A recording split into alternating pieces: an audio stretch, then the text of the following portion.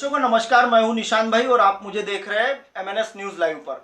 जैसा कि मैं जब भी आपके सामने आता हूं तब आपके सामने एक नया विषय लेकर आता हूं। आज भी आपके सामने एक नया विषय लेकर आया हूं। क्या जरूरी है कोरोना वायरस की बीमारी से लड़ने के लिए लॉकडाउन?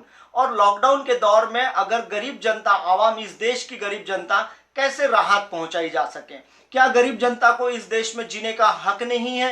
क्या गरीब देश की इस जनता को इस लॉकडाउन के, इस कोरोना महामारी जो विदेश से आई हुई महामारी है, उससे केवल गरीबों को ही असुविधा हो रही है?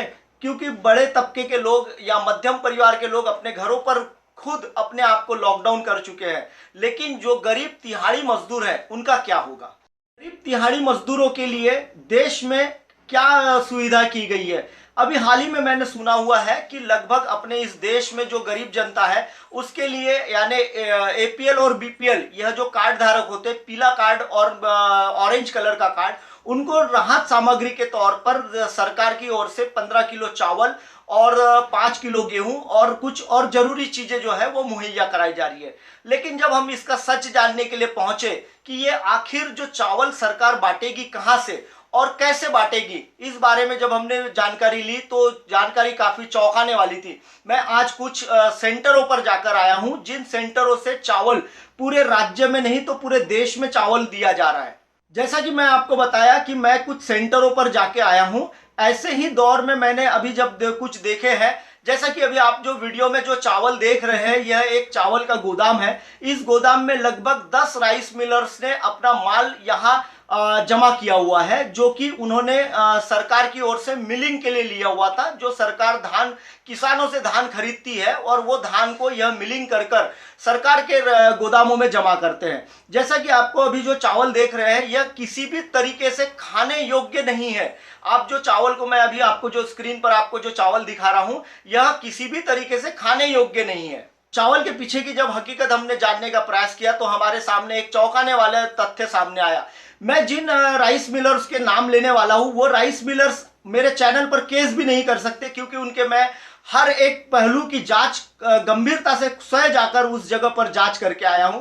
राइस मिलर्स ने जो चावल है, जो सरकार की ओर से जो धान उन्हें मिलिंग को मिला था, वह उन्होंने ओपन मार्केट में बेच दिया था।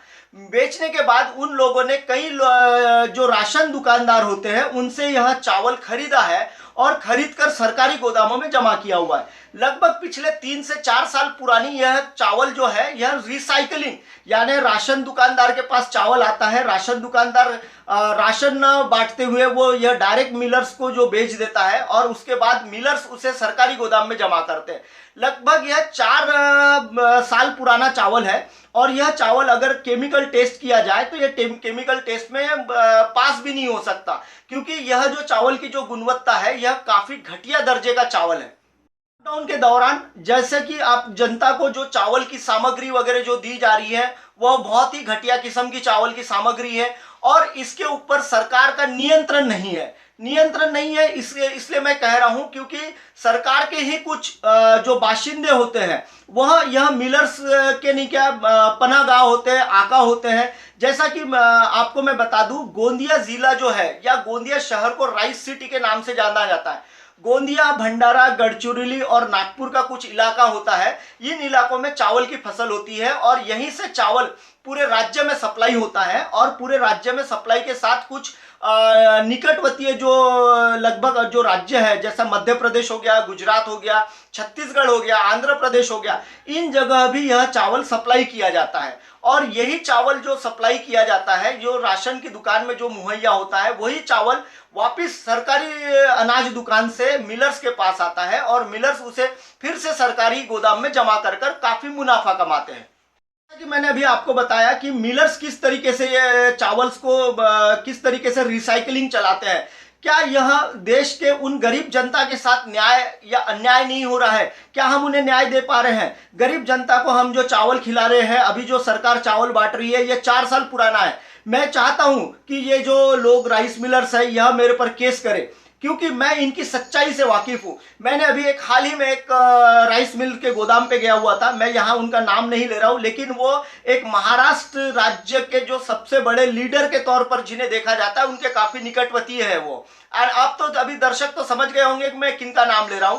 उनके यहाँ पिछले ही सप्ताह लॉकडाउन के पहले यूपी से और बिहार से कुछ ट्रक खड़े थे। मैं ट्रक वालों से जब चर्चा की तो उन्होंने बताया कि इनमें चावल भरा हुआ है। जब मैंने उस चावल की पड़ताल की तो पता चला कि वो यूपी और बिहार से जो वहां की राशन दुकानदार है उनसे वो चावल खरीद कर यहाँ लाया गया हुआ था। और यह चावल अभी वो लोग जो सेंटर है, जो सरकार ने जहां जमा करने के लिए सेंटर खोले हैं, उन जगहों पर ये जमा कर रहे हैं। खबर की पड़ताल में जब मैं और सामने बढ़ा तो मुझे देखने में यह आया कि लगभग जो गरीब जनता को जो चावल अभी वितरित किया जा रहा है वो किसी भी तरीके से खाने के योग्य नहीं है। क्योंकि जिस सेंटर पर मैं अभी गया हुआ था, जो सेंटर के अभी मैं आपको जो वीडियो देख रहे हैं, आप जो दर्शक वीडियो देख रहे हैं, इस सेंटर का जो माल है वो लातूर जाता है। और लगभग इस जगह 10 राइस मिल्स है, जो 10 राइस मिल्स उस जगह से है। यहाँ अपना धान जो लिया हुआ था सरकार की ओर से उसकी मिलिंग कर कर वो वहां जमा करते हैं। लेकिन अब ये भी खुलासा हमारे सामने आया हुआ है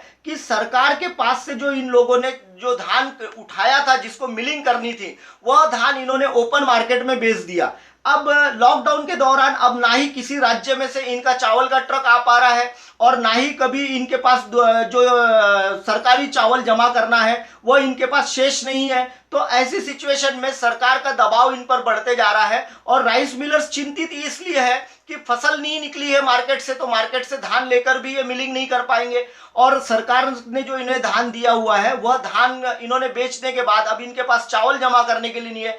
ऐसे भी कई राइस मिलर्स हैं जिनका लगभग अभी भी बहुत सारा शेष बाकी है। मैंने पिछले बार भी आदिवासी विकास महामंडल और मार्केटिंग फेडरेशन के कई आला अफसरों से चर्चा की थी कि इन लोगों का जो राइस मिलर्स जो है, जो डिफाल्टर राइस मिल्स है, जिन्होंने पिछले 2012-13 में जिन्होंने धान लिया था और उन्होंने जो जमा नहीं किया है, उनके ऊपर आप क्या कार्रवाई कर रहे हैं, इस पर भी सरकार चुप्पी साधे हुए है। लगभग मैं जब भी इन सारी चीजों का खुलासा करता हूं तब कहीं ना कहीं किसी न किसी बड़े नेता का मुझे फोन जरूर आ जाता है। दर्शकों, मैं आपको यह बातें इसलिए बता रहा हूं कि जो जनता, गरीब जनता के लिए जो चावल जो वितरित करने वाली जो प्रधानमंत्री की योजना है या माननीय मुख्यमंत्री की जो योजना है, उनमें जो अभी चावल वितरित किया जाने वाला है वो कतई खाने योग्य नहीं है। और ऐसी सिचुएशन में मैं जो आपको अभी जो चावल दिखा रहा हूं, यह चावल आप देख सकते हैं कि बिल्कुल भी यह खाने योग्य चावल नहीं है। अगर राइस मिल या राइस मिल एसोसिएशन, वो चाहे गोंदिया जिले की राइस मिल एसोसिएशन हो या मोरगांव अर्जुनी की हो, नवेगांव बांध की हो, या वो भंडारा जिले की राइस मिल एसोसिएशन हो,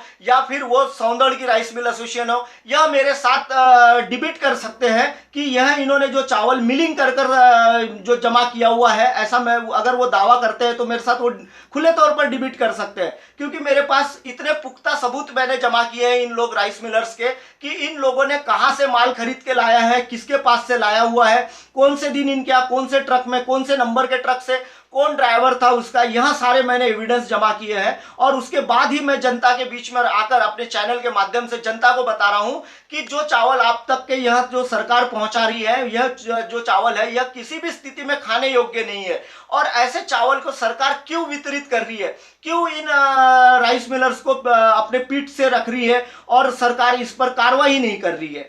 लाट कब से आए हुए हैं? जब से चालू हुआ तब से यानी फरवरी महीने से, फरवरी के 10 तारीख से ओपनिंग हुआ। फरवरी के 10 तारीख से ओपनिंग हुआ है और 200 लाट आ चुके हैं अपने पास।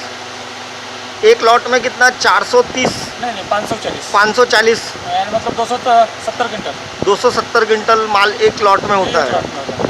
दर्शकों, मेरा आपसे एक निवेदन है, कोरोना वायरस की महामारी अपने राज्य में भी, महाराष्ट्र राज्य में भी और पूरे देश में भी काफी बड़े पैमाने पर बढ़ रही है। मैं जैसे अपने आप को घर पर लॉकडाउन करके रखा है, ऐसे ही आप भी अपने आप को लॉकडाउन कर लीजिए, सेफ रहे और सुरक्षित रहे। जैसा कि मैं हमेशा लोगों को बताता हूं कि आप इस महामारी से बचने का एक ही उपाय है कि आप जितना लोगों से जनसंपर्क करेंगे या लोगों से मिलेंगे तो महामारी कहीं ना कहीं आपको लग सकती है। इसीलिए मेरा भी आपसे अनुरोध है कि आप अपने घर पर सेफ रहें और घर के अंदर ही रहें, ताकि यह महामारी आपके दरवाजे तक के या आपके परिवार तक के ना पहुंच पाए। फिलहाल वक्त हो चला एक ब्रेक का। ब्रेक से लौटने के बाद देखिएगा देश और दुनिया की तमाम खबरें। चलेंगे हम हमारे न्यूज रूम में। अभी अब आप हमारे चैनल को ऐप पर भी देख सकते हैं। प्ले स्टोर में जाकर MNS हिंदी लिखे और ऐप डाउनलोड करें। साथ ही साथ आप हमारे फेसबुक पेज को भी लाइक कर सकते हैं और उन पर भी खबरें देख सकते हैं।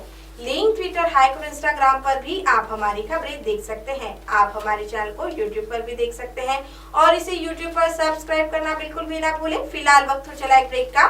ब्रेक से लौटने के बाद देश और दुनिया की तमाम बड़ी खबरें देखने के लिए बने रहें MNS न्यूज लाइव के साथ। नमस्कार।